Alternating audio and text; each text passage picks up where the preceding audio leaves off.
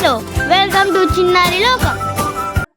పూర్వకాలంలో అందమైన అయోధ్య రాజ్యంలో ఒక జ్ఞానవంతుడు మరియు దయ కలిగిన రాజు ఉండేవాడు. ఆయన పేరు కింగ్ దశరథ. ఆయన దగ్గర అందమైన ప్యాలెస్, బలమైన సైన్యం, సంతోషంగా ఉన్న ప్రజలు ఉన్నారు. కానీ తన మనసులో ఆయన చాలా బాధపడుతున్నాడు. మీకు తెలుసా ఎందుకంటే ఆయనకి పిల్లలు లేదు.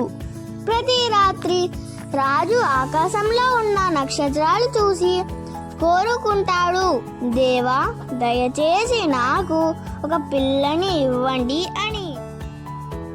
ఒక మహానుభావుడైన ఋషిని పిలిచి చెప్పాడు, నేను పిల్లల కోసం ఒక ప్రత్యేక పూజ చేయాలని. కొంచెం టైంలో ఒక పెద్ద యజ్ఞం అరేంజ్ చేశారు.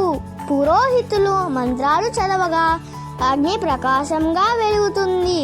అప్పుడు ఒక అద్భుతం జరిగింది. అగ్ని మధ్య నుండి ఒక దివ్య శక్తి కనిపించింది. సూర్యుని లాంటి వెలుగుతో అందరూ ఆశ్చర్యపోయారు. ఆ దివ్య పురుషుడు రాజుకి ఒక బంగారు పాత్రలో ఉన్న మధురమైన కీర్ ఇచ్చి చెప్పాడు, ఇది మీ రాణులకి ఇవ్వండి, మీ కోరిక నెరవేరుతుంది. రాజు సంతోషంతో ఆ కీర్ని తన ముగ్గురు రాణులకి పంచాడు. కొన్ని రోజుల తరువాత ఒక సంతోషమైన వార్త, రాజ్యం అంతా రాణులకు పిల్లలు జన్మించబోతున్నారు.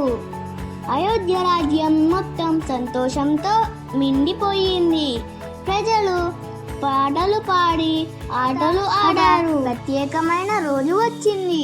ఒక అందమైన వసంత ప్రభాతం.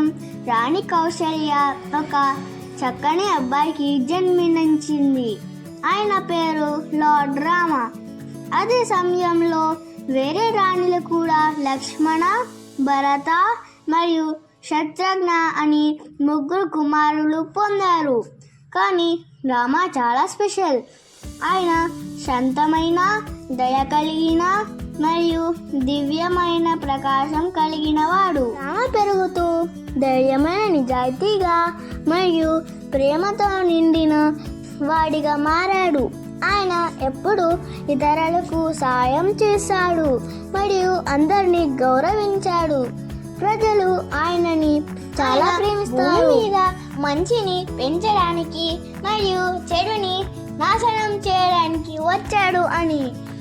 అందుకే ఈరోజు కూడా మనం శ్రీరామనవమిని సంతోషంగా మరియు భక్తితో జరుపుకుంటాం. సో పిల్లలు ఎప్పుడూ గుర్తు చేసుకోండి, మంచి చేయడం, నిజం మాట్లాడడం, ధైర్యంగా ఉండడం ఇదే మన లార్డ్ రామా నుండి నేర్చుకోవాల్సిన పాఠం. సో పిల్లలు లార్డ్ రామా లాగా మంచిగా ఉండండి మరియు ఇలాంటి కథల కోసం మన ఛానల్ని ఫాలో చేయడం మర్చిపోకండి. Thanks for watching. Subscribe for more kids fun and see you in the next video. Please like, share and subscribe.